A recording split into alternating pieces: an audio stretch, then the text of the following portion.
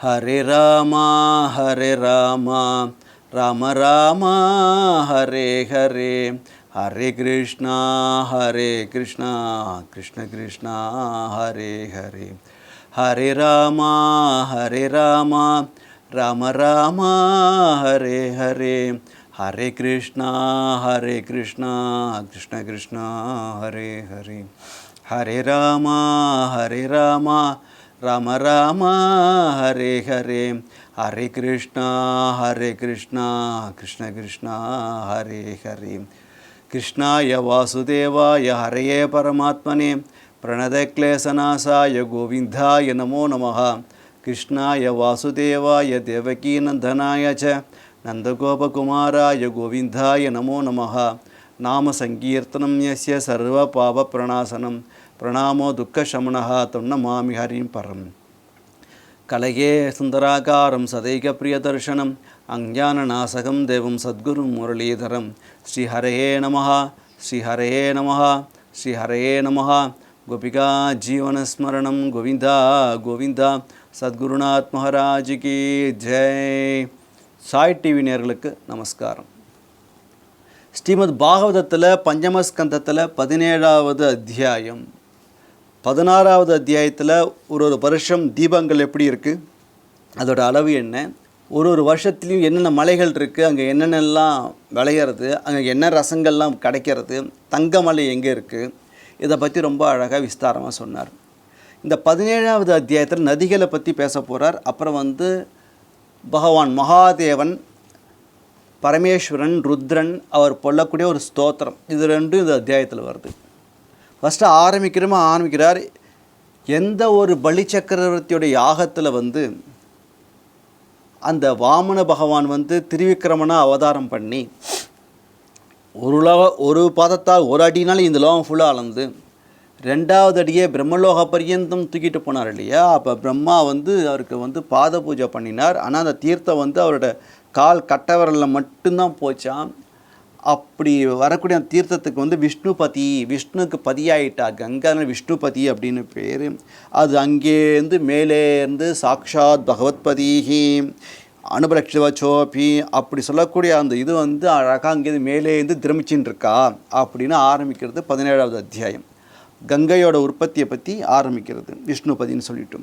அதுக்கப்புறம் இந்த பகவானோட பாதம் பட்ட அந்த தீர்த்தத்தை அங்கே இருக்கக்கூடிய துருவ நட்சத்திரமாக இருக்கக்கூடிய துருவன் என்ன பண்ணிட்டு இருக்கான்னு கேட்டாக்க சொல்கிறார் இங்கே, பரம பாகவதகா உத்தான பாதிக்கு உத்கிருஷ்யமானகா பகவத் பக்தி யோகேன். அவர் என்ன பண்ணிட்டு இருக்கான்னு கேட்டாக்க உத்தானபாதனோட புத்திரனாக இருக்கக்கூடிய இந்த துருவன் தன் சிரசில் பகவான் பாதத்தில் பட்ட அந்த தீர்த்தம், அந்த விஷ்ணுபதிங்கிற தீர்த்தத்தை தன் தலையில் தரிச்சின்னு இருக்கான். காரணம் என்னென்னு கேட்டாக்கா சாக்ஷாத் பகவானோட பாதத்தில் திருவடியிலேருந்து வரக்கூடிய நீர் அப்படிங்கிறதுனால, புனித நீராக இருக்கிறதுனால அதை எதுக்கு வேஸ்ட் பண்ணுவானேன்னு சொல்லிட்டு தன் தலையிலேயே கொஞ்சம் வாங்கிக்கிறார் அப்படின்னு சொல்கிறார். அதனாலேயே அவருக்கு பிரேம மூர்ச்சை ஏற்பட்டு அவருக்கு என்னென்ன அவரோட கண்கள்லேருந்து எப்போதும் கண்ணீர் வந்துட்டே இருக்கா. ஆகா என்னுடைய கிருபை என்ன, பகவானோட கிருபை என்ன, பகவானோட கிருபை என்ன, என்னோடய சிரஸில் பகவானோட பாததீர்த்தம் படுறதே அப்படின்ட்டு கௌரவத்தோட பரம ஆதரேன சரணார விந்தோகம் இது ஒவ்வொரு நிமிடமும் அனுசவனம் சிரசா விபர்த்தி. துருவன் அங்கே நட்சத்திரமாக இருக்குது, சப்தரிஷி மண்டலத்தில் இருக்கார் இல்லையா, அவர் இந்த பிரம்மலோகத்தை திரமிக்கக்கூடிய அந்த தீர்த்தத்தை தன் சிரஸில் வாங்கிட்டார். அந்த சப்த ரிஷிகள் இருக்கா இல்லையா, துருவனை சுற்றி சப்த ரிஷிகள் இருக்கா இல்லையா, அந்த சப்த ரிஷிகளும் சர்வாத்மனி பகவதி வாசுதேவே அனுபர்து பக்தியோக லாபேன். எது லாபம் மனுஷனுக்கு அப்படின்னு கேட்டால் பகவான் சம்மந்தப்பட்ட ஒன்று கிடைக்கிறது தான் லாபம். அது பகவத் தர்ஷனமாக இருக்கலாம், பகவானோட நாமமாக இருக்கலாம், பகவானோட கதையாக இருக்கலாம், பகவானோட அடியார்களாக இருக்கலாம். பகவான் சம்மந்தப்பட்ட ஏதோ ஒன்று ஒருத்தனை கிடைச்சா அதான் லாபம். எது நஷ்டம்னு கேட்டால் பகவான் சம்மந்தப்பட்டது நம்மளுக்கு கிடைக்கலன்னு சொன்னால் அது நஷ்டம். அதனால் இங்கே சொல்கிறா, இது வாசுதேவ அனுபரத பக்தியோக லாபேன ஏவ தபசகா ஆத்தியந்திக சித்தி. நம்ம தபஸ் ஒரு காரியம் பண்ணுறோம், அந்த காரியம் சரியாயிடுதா அப்படிங்கிறது எப்படி டெஸ்ட் பண்ணி பார்க்குறது அப்படின்னாக்க இந்த சப்த ரிஷிகளுக்கு டெஸ்ட் பண்ணுறதுக்கு ஒரு ஆப்பர்ச்சுனிட்டி கிடச்சிருத்தோம் அப்படின்ற. எப்படின்னாக்க எப்போ அந்த தீர்த்தம் வந்து அவா தலையிலையும் படுறதும் துருவன் தலையிலையும் படுறது மேலேருந்து அப்படியே வருது, அந்த சப்த ரிஷிகள் அந்த மண்டலத்திலும் திரமிக்கிறது அந்த நதி, புனித நதி. அது மேலே படுறதுன்னு நினச்சிட்டாலாம் நம்ம பண்ண தபஸை வந்து சபலமாகிடுது. இதுதான் நம்மளுக்கு லாபம். நம்ம வந்து இந்த சப்தரிஷி மண்டலத்தில் சுற்றின்னு இருக்கோம், நம்மளுக்கு லாபம் என்ன அப்படிங்கிற எப்போ நம்ம சத்சங்கமாக பண்ணிகிட்டு இருக்கோம், பகவானோட கதையே பேசிகிட்டு இருக்கோம். அதனாலேயே பகவானோட பாதம் பட்டு அந்த புனித நீரானது நம்ம சிரசில் கிடைக்கிறதுட்டு அவாலும் வாங்கிக்கிறாளாம், ஜெர்மனி தாங்கிக்கிறா. அது மாதிரி அப்படியே சந்திரமண்டலம் பிரம்மலோகம் எல்லாரோட இடத்துக்கும் போகிறது. பிரம்மலோகத்துக்கு வந்ததுக்கு அப்புறம் வந்து அது 4ஆக பிரியறது. சீதா, அலகநந்தா, சச்சுஸ்பத்ர அப்படிங்கிற பேரில் 4 திசைகளிலும் பெருக்கெடுத்து ஓடுறது, பெருக்கெடுத்து போய் சமுதிரத்தில் போய் கலக்கிறது அப்படின்னு சொல்கிறாரு. இந்த சீதாங்கிற நதி எங்கே வருதுன்னு கேட்டாக்கா பிரம்மதேவன் எடுத்து அங்கேருந்து கிளம்பி கேசராச்சலம் அப்படிங்கிற மலைச்சிகரங்கள் வழியாக வந்து அப்புறம் சுத்தமான மலை சிகரங்கள் மேலாம் வந்து கீழ் திசையில் உப்பு சமுதிரத்தில் கலக்கிறது. சீதாங்கிறப்ப பிரம்மதேவனோட பிரம்மலோகத்திலேருந்து கிளம்பி கீழே ஓடி ஓடி ஓடி வந்து ஒரு சமுத்திரத்தை வந்து கலக்கிறது. சச்சுஷ் அப்படிங்கிற நதி என்ன பண்ணுறதுன்னு கேட்டாக்கா மால்யவான்னு சொல்லக்கூடிய ஒரு மலை சிகரம் முன்னாடி பார்த்தோம் இல்லையா, அதுலேருந்து கீழே வந்து மேற்கு பக்கம் கடலில் போய் கலக்கிறது. பத்ரை அப்படிங்கிற வந்து வடக்கு பக்கத்தில் மேரு சிகரத்துலேருந்து விழுந்து அப்புறம் என்ன வருதுக்கா உத்தரகுரு தேசத்தை வந்து அங்கே ஒரு கடல் வந்து கலக்கிறது. அப்புறம் அலகநந்தா அப்படின்னு சொல்லக்கூடிய நதி எங்கே வருதுன்னு கேட்டாக்கா பல மலை உச்சிகள் வழியாக வந்து ஹேமகூடம், ஹிமாலயம், ஹைமகூட்டானி, ஹிமாலயம் வழியாக வந்து பாரத வருஷம்னு சொல்லிட்டு நம்ம இந்தியாவில் ஓடின்னு இருக்கா. தெற்கு திசையில் கடலை வந்து கலக்கிறது. இங்கே யாரெல்லாம் ஸ்நானம் பண்ணுறாலும் தெற்கு பக்கம் வந்து யாரெல்லாம் ஸ்நானம் பண்ணுறாலும் அவளுக்கு வந்து அஸ்வமேத யாகம் பண்ணது, ராஜசூய யாகம் பண்ண புண்ணியங்கள் கிடைக்கிறது. அஸ்வமேத ராஜசூயாதினா பலம் துர்லபம் இது.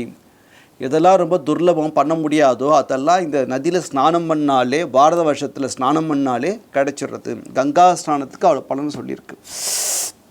இங்கே வந்து அது மாதிரி ஒரு மலையிலையும் ஒரு வருஷத்துலேயும் ஒரு தீபத்திலையும் நூற்றுக்கணக்கான நதிகள் ஓடின்ட்டுருக்கு அப்படின்னு சொல்கிறேன். அதில் வந்து பூமி மட்டும்தான் வந்து நம்மளுக்கு வந்து புண்ணிய பூமின்னு சொல்கிறேன். இந்த பாரத வருஷம்தான் இருக்குது இல்லையா, எல்லா கர்மாக்களும் பண்ணுறதுக்கு ஏற்ற இடம் எதுன்னு கேட்டாக்க தத்ராபி பாரத வருஷம் ஏவ கர்மக்ஷேத்திரம் அப்படின்றார். இந்த பாரத வருஷம்னு சொல்லக்கூடிய நம்மளோட நாடு இருக்குது இல்லையா, இந்தியா பரதக்கண்டம் இருக்குது இல்லையா, இந்த பரதக்கண்டம் மட்டும்தான் கர்மாக்கள் செய்ய உகந்த இடம். இங்கே தான் புண்ணிய நதி நன்னா ஓடுறா. அதனால் மற்ற தீபங்கள்லாம் எப்படி இருக்குன்னு கேட்டாக்க அனுபவிக்கிறதுக்காக தான் இருக்கே தவிர அங்கே போயிட்டு வந்து புண்ணிய கர்மாக்கெல்லாம் பண்ண முடியாது, பண்ணால் பிரயோஜனமும் கிடையாது அப்படின்ட்டு சொல்கிறது. புண்ணிய சேஷோப போகஸ்தானானி மற்ற தீபங்கள்லாம் எது நம்ம அமெரிக்கா, ஆஸ்திரேலியா ஆல்ரெடி சொல்லிகிட்டு இருக்கோம், மற்ற நாடுகள்லாம் சொல்லிகிட்டு இருக்கோம் இல்லையா. பாரத வருஷம் தவிர மற்ற நாடுகள்லாம் இருக்குது இல்லையா, அதெல்லாம் வந்து புண்ணிய சேஷவ போகஸ்தானியானி. யாராச்சும் நிறையா புண்ணியம் பண்ணியிருந்தால் அந்த போகத்தை அனுபவிக்கணும், சில பேர் ஆசைப்படுவா இல்லையா, நிறையா நான் அனுபவிக்கணும்னு சொல்லிட்டு, அதுக்கான இடமே தவிர அது வந்து புண்ணிய பூமி கிடையாது. பாரத வருஷம் மட்டும்தான் புண்ணிய பூமி அப்படின்னு சொல்கிறான். இந்த பாரத வருஷத்தில் தான் வந்து தேவர்கள்லாம் வந்து 16,000 வருஷங்களில் வாழ்ந்துட்டுருக்கா. ஆயுத புருஷாக வருஷானம் ரொம்ப வருஷங்கள் இங்கே வாழ்ந்து தன் தேவதாஸ்திரிகளோடு இருந்துட்டு அவர்களோட சௌக்கியமாக இன்பத்தை அனுபவிச்சுட்டு சந்தோஷமாக இருக்கா, புண்ணியதைகள்லாம் ஸ்நானம் பண்ணிட்டு இருந்துட்டுருக்கா அப்படின்னு சொல்கிறார். இதில் வந்து எல்லா தீபங்களுக்குமே வந்து அந்தந்த இடங்களில் அந்தந்த இடத்துக்கு ஏற்ற ஒரு பேரில் அனுகிரகம் பண்ணிகிட்டு இருக்கார் பகவான் நாராயணன் ஒருவரே. அந்த புருஷோத்தமர் வந்து ஒரு தீபத்திலையும் ஒரு வருஷங்கள்லேயும் ஒரு பேரை தாங்கிட்டு அந்தந்த ஜனங்களை அங்கே ரட்சிச்சுட்டு இருக்கார். அப்போ வந்து இந்த மகாதேவன் சொல்லக்கூடிய ஈஸ்வரன் சொல்கிறார், அதாவது அவரோட ஆசிரமத்துக்கு வந்து முன்னாடி பார்வதி தேவி வேண்டின்டா, இந்த மாதிரி இங்கே வரவாலாம் வந்து பெண்ணாக மாறிடணும் அப்படின்னு சொல்லிட்டு. ஏன்னா 2 பேரும் ஏகாந்தமாக இருக்கிறப்ப யார்த்தையும் இங்கே வந்துட்டா அவர்களை பெண்ணாக ஸ்திரியாக மாறிடுன்னு சொல்லிட்டு ஒரு வரம் பார்வதி தேவி வாங்கிட்டா. அது பின்னாடி பார்க்க போகிறோம் 9வது ஸ்கந்தத்தில். அப்படிப்பட்ட அந்த இடத்துல மகாதேவன் என்ன பண்ணிகிட்டு இருக்கான்னு கேட்டாக்க அவர் வந்து பகவானை தியானம் பண்ணுறார். அவர் சொல்லக்கூடிய ஸ்தோத்திரம் ரொம்ப அழகாக இருக்குது. மகாதேவன் வந்து நாராயணனை ஸ்துதிக்கக்கூடிய ஸ்தோத்திரம் இந்த அத்தியாயத்தில் வந்து ரொம்ப அழகாக இருக்குது. அவர் இந்த மலையிலேருந்து பண்ணிகிட்டு இருக்கார், அந்த தீபத்துலேருந்து பண்ணிட்டு ஹிமாலயத்துலேருந்து பண்ணிகிட்டு இருக்காங்க சொல்ல வரதுனால இந்த இடத்துல அப்படி வருது. அவர் சொல்கிறார், ஓம் நமோ பகவதே மகாபுருஷாய சர்வகுண சங்கியானாய அனந்தாய வெக்தியாய நம இதி. ஓம்னு சொல்கிறோம் இல்லையா, இந்த பிரணவ மந்திரம் இருக்குது இல்லையா, அதோட உட்பொருள் தான் சாக்ஷாத் பகவான். அவர் வந்து எப்படி இருக்கணும், மகாபுருஷாய புருஷோத்தமனாக இருந்துட்டுருக்கார். அப்புறம் மட்டும் இல்லாமல் சர்வகுண எல்லா குணங்களுக்கும் ஒரே இடமாக இருக்கார், எல்லா நற்குணங்களையும் பிரகாசப்படுத்துகிறார். அனந்தாய அவருக்கு அழிவுங்கிறது கிடையவே கிடையாது. பகவான் மகாவிஷ்ணுக்கு வந்து அழிவுங்கிறது கிடையாது. ஓம்னு சொல்லக்கூடிய இந்த பிரணவ மந்திரத்துக்கு உட்பொருளாக இருக்கார், புருஷோத்தமனாக இருக்கார், எல்லா நற்குணங்களுக்கும் இருப்பிடமாக இருக்கார், எல்லாத்தையும் பிரகாசப்படுத்தார். அவருக்கு அழிவுங்கிறதே கிடையாது. அனந்தாய அவருக்கு அழிவுங்கிறது கிடையாது. எப்போ சாஸ்வதமாக இருக்கக்கூடிய ஒரு வஸ்து மகாவிஷ்ணு. அதனால் அனந்தாய பகவான் மகாதேவனே சொல்லக்கூடிய ஸ்தோத்திரம் ரொம்ப அழகாக இருக்குது. அவ்யக்தாய நம்ம புலன்களால் அவரை பார்க்க முடியாது, அதனாலேயே அவ்யக்தாய அப்படின்றார். வியக்தம்னு சொன்னால் பார்க்குறது, அவ்வியக்தம்னு சொன்னால் பார்க்க முடியாது. நம்மளோட புலன்களை வச்சுட்டு பகவானை தரிசனம் பண்ண முடியாது. அப்படிப்பட்ட நாராயணனுக்கு நமஸ்காரம், நமஹா நமஹா நமஸ்காரம். ஆரம்பிக்கிறப்ப ரொம்ப அழகாக சொல்கிறார், ஓம்ங்கிற பிரணவ மந்திரத்துக்கு பொருளே இவர் தான். இந்த லோகத்தில் இருக்க நற்பண்புகள்லாம் பிரகாசப்படுத்துறது இவர் தான். இவர் தான் வந்து ஜோதிபயமாக இருக்கார். இவருக்கு அழிவுங்கிறது கிடையவே கிடையாது, புலன்களால் பார்க்கவே முடியாதவர். அப்படிப்பட்டவருக்கு நமஸ்காரம் அப்படின்னு சொல்கிறார். அப்புறம்னாக்க சொல்கிறார், இவர் வந்து எல்லா ஐஸ்வர்யத்துக்கும் வந்து இவர் தான் வந்து இருப்பிடமாக இருக்கார். எல்லா ஐஸ்வர்யத்துக்கும் அஜன்ய அரணபாத பங்கிஜம் கிருஷ்ணஸ்ய பகஸ்ய 6 வித குணங்கள் சொன்னோம் இல்லையா, அதில் அழிக்கக்கூடியவர். எல்லாத்துக்குள்ளேயும் இருக்கக்கூடிய அது 6 வித குணங்களுக்குள்ளேயும் மாயையில் தான் எல்லாத்தையும் போட்டிருக்கார் இவர், அதுக்குள்ளே தான் இருந்துட்டுருக்கார். அப்படிப்பட்டவர் இந்த சம்சார கடலை வந்து நீக்கக்கூடியவர், பக்தி இல்லாதவர்களுக்கு பந்தத்தை கொடுக்கக்கூடியவர், பவபாவம்ன்றார். யாருக்கு பக்தி இல்லையோ அவர்களுக்கு பந்தத்தை கொடுக்குறார், யாருக்கு பக்தி இருக்கோ மோட்சத்தை கொடுக்குறார். அப்படிப்பட்ட சர்வேஸ்வரனுக்கு நமஸ்காரம் அப்படின்னு சொல்கிறார். அப்புறம் ஈஸ்வரன் மகாதேவன் சொல்கிறார், இதை வந்து எனக்கு வந்து அழிக்கணும் அப்படிங்கிற ஒரு டியூட்டி எனக்கு கொடுத்துருக்கேன், அதை நான் பண்ணிகிட்டு இருக்கேன்.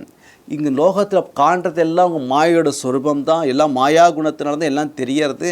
எல்லாம் யார் வந்து தன் புலன்களை அடக்கிட்டாலோ இந்திரியங்களை அடக்கிட்டாலோ அவர்கள் மாயையில் வசப்படுறதே கிடையாது. காரணம் என்னென்னு கேட்டாக்கா, புலன்களை அடக்கினதுனாலேயே, தெளிந்த சிந்தனை இருக்கிறதுனாலேயே, தெளிந்த புத்தி இருக்கிறதுனாலேயே, தெளிந்த பக்தி இருக்கிறதுனாலேயே அவருக்கு வந்து அந்தர்முகமாக திரும்பிட்டதுனால மனசானது பகிர்முகமாக போகாததுனால அவள்கிட்ட வந்து அவள் என்ன பண்ணுறான்னு எப்போதுமே இந்த ஆனந்தத்திலே திளைச்சின்னு இருக்கா.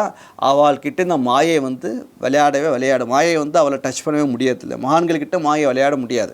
ஏன்னா அந்த மாயை ஒட்டவே இல்லையே. அவள் மாயையில் பார்த்துட்டு என்ன பண்ணிகிட்டு இருக்கு, மாயா பஜார்னு சொல்கிறோம் இல்லையா, பஜார் தான் சொல்கிற மாதிரி ஒரே கடையாக இருக்குது. எல்லாம் அப்படியே கடையில் என்ன பண்ணுவான்னு கேட்டாக்க எல்லாத்தையும் வந்து ரொம்ப லைட்லாம் வச்சு பிரகாசமாக காட்டுவாள். தங்கம் மாதிரியே இருக்கும், ஆனால் தங்கம் இருக்காது. தங்கம் மாதிரியே கிளிட்டரிங் திங்ஸ் நாட் கோல்டுன்னு சொல்லுவாள் ஒரு பழமொழி. அதனால் பார்க்குறதுக்கு எல்லாம் சொர்ணமயமாக இருக்கிற மாதிரி இருக்கும். ஜிகுன்னு எல்லாம் லைட்லாம் போட்டு அப்படியே போட்டு அட்ராக்ட் பண்ணி எடுப்போம். நம்ம புத்தியானது வந்து அந்த அட்ராக்ஷனை போயிடுத்துன்னு சொன்னாக்க இப்போ அந்த கடையில் போய் எடுத்து சாமான் வாங்கிட்டு வந்துடுவோம். அந்த அட்ராக்ஷன் வந்து நம்ம லைக் பண்ணல, அதில் ஒட்டைக்கலைன்னு சொன்னாக்க அந்த கடைக்கே போக மாட்டோம், ஒரு செலவும் கிடையாது இல்லையா.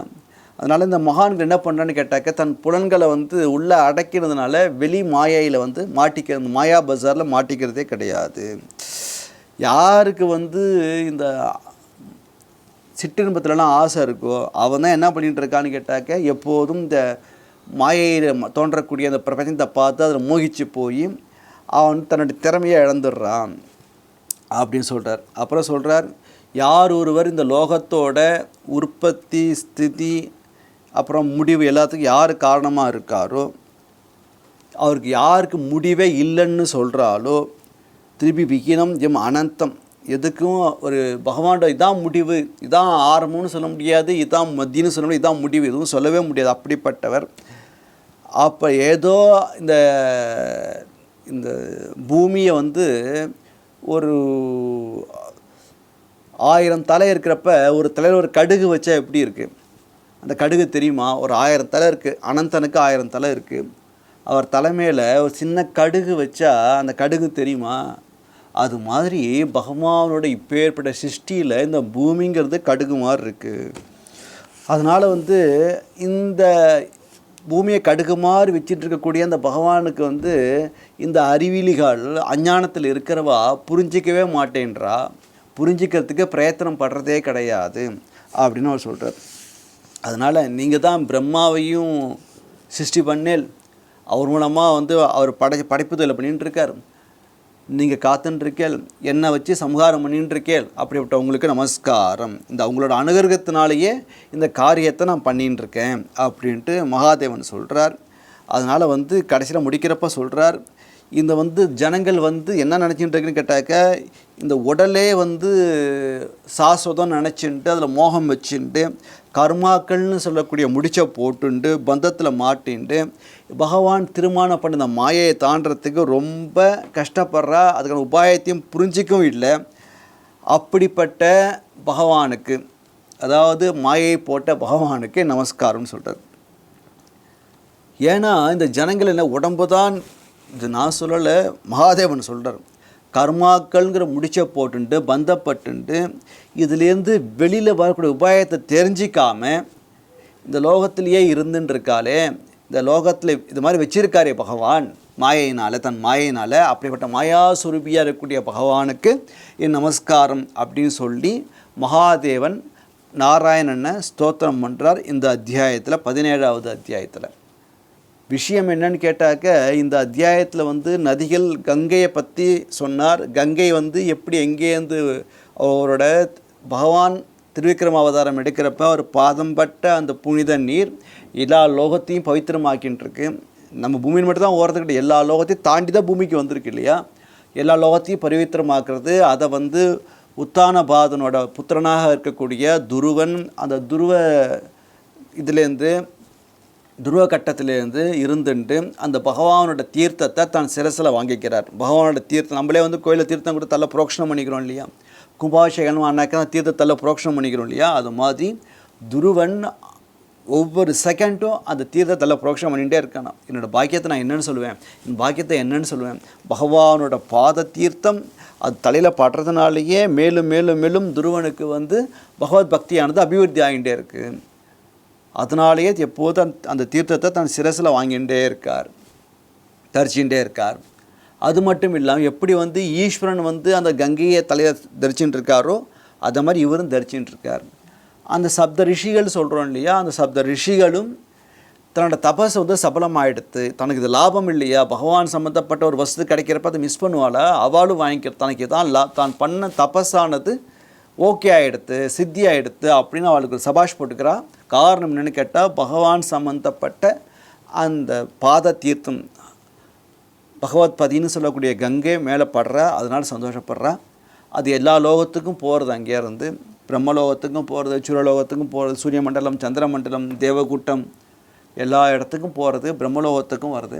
பிரம்மலோகத்துலேருந்து சீதா அழகனந்தான் 4ஆக பிரியறது, அது கலந்து கீழே ஒரு திசையில் அந்த நதியானது சமுதிரம் போய் கலக்கிறது. இதில் பாரத வருஷம்னு சொல்லக்கூடிய இடத்துல தான் கர்ம பூமியாக இருக்குது. இங்கே தான் கர்மாக்கள் பண்ண ஏற்ற இடம், மற்ற இடங்களில் பண்ணி புரோஜனங்கள் இதெல்லாம் போக்கிய பூமி. புண்ணிய பூமின்னு எடுத்துட்டால் பாரதம் தான், பாரதத்தில் மட்டும்தான் புண்ணிய காரியங்கள்லாம் பண்ணுறதுக்கு ஹேதுவான இடம். அப்படிங்கிறதுனால இந்த இடத்துல இந்த பவித்திரமான கங்கையானது நன்னா ஓடின்னு இருக்கா அப்படின்னு சொன்னார். அதுக்கப்புறம் மகாதேவன், ஈஸ்வரன், ருத்ரன், மகாவிஷ்ணுவை ஸ்தோத்திரம் பண்ணுறார். அவர் சொல்கிறார், ஓம் அப்படிங்கிற பிரணவமந்திரத்து சுரூபமாக இருக்கேள், எல்லாத்தையும் பிரகாசப்படுத்துகிறாள், எல்லாருக்குள்ளேயும் நீங்கள் தான் இருக்கேள், உங்களுக்கு அழிவுங்கிறதே கிடையவே கிடையாது, ஆனந்தமயமாக இருக்கேள். இந்த லோகத்தில் மாயையை, உங்களோட மாயையினால் இந்த பிரபஞ்சத்தை சிருஷ்டி பிரம்மாவை வச்சு சிருஷ்டி பண்ணியிருக்கேள். அந்த மாயையிலேயே மக்களை விழுற மாதிரி பண்ணியிருக்கேள். அந்த மாயையில் விழுந்த மக்கள் அதிலிருந்து வெளியில் வரக்கூடிய உபாயம் தெரியாமல் அதிலேயே மாட்டின்ட்டு அப்படியே ஓடுன்றே இருக்கா. அப்படிப்பட்ட யாருக்கும் புலப்படாத, யாராலையும் புரிந்து கொள்ள முடியாத மாயையை போட்டவராக இருந்தாலும் கூட மாயைக்கு அப்பாற்பட்டவராக இருக்கக்கூடிய சாக்ஷாத் நாராயணனுக்கு நமஸ்காரம் அப்படின்னு சொல்லி இந்த 17வது அத்தியாயம் பூர்த்தியாகிறது. 18வது அத்தியாயத்தில் சொல்கிறார், இதில் வந்து பத்ரஸ்ரவர் அப்படிங்கிறவரை வந்து ரொம்ப கொண்டாடுறார். அதாவது ஹயசீரிஷர் அப்படின்னு சொல்லிட்டு அவருக்கு ஒரு புத்திரன் இருந்தார். அவருக்கு என்ன பண்ணாக்க இந்த பத்ராஸ்னு ஒரு வருஷம் இருக்குது. அதாவது ஒரு இடத்துக்கு ஒரு பேர் இருக்குது. பாரதம்னு சொல்கிற மாதிரி ஒரு வருஷத்துக்கும், பாரதங்கிறது ஒரு வருஷம், அது மாதிரி ஒரு இடத்தோட பேர், வருஷம்னா ஒரு இடம்னு வச்சுக்கோங்களேன். அது மாதிரி பத்ரஸ்வரம்னு ஒரு இடம் இருக்குது. அந்த வருஷத்தில் வந்து ஹயசீரிஷன் அப்படின்னு சொல்லக்கூடிய, ஹயம்னு சொன்னாக்க எல்லாம் தெரிஞ்சவர்னு அர்த்தம். அவர் ரொம்ப சிறந்தவர். ஹயசீஷாபி தானம், அவர் ரொம்ப சிறந்தவர் வந்து ஹயர் அப்படிங்கிறவர். அவர் வந்து இந்த பத்ரஸ்வர் அப்படிங்கிற வருஷத்தில் பகவானை வந்து ஸ்துதிக்கிறார். இந்த 18வது அத்தியாயத்தில் ஒரு தீபத்திலையும் ஒரு வருஷத்துலேயும் யார் யார் பகவானை எப்படி எப்படி ஸ்துதி பண்ணினா அப்படின்னு சொல்லக்கூடிய ஒரு அத்தியாயம். அதை நாளைக்கு பார்க்கலாம். சத்குருநாத் மகாராஜுக்கே ஜெய்.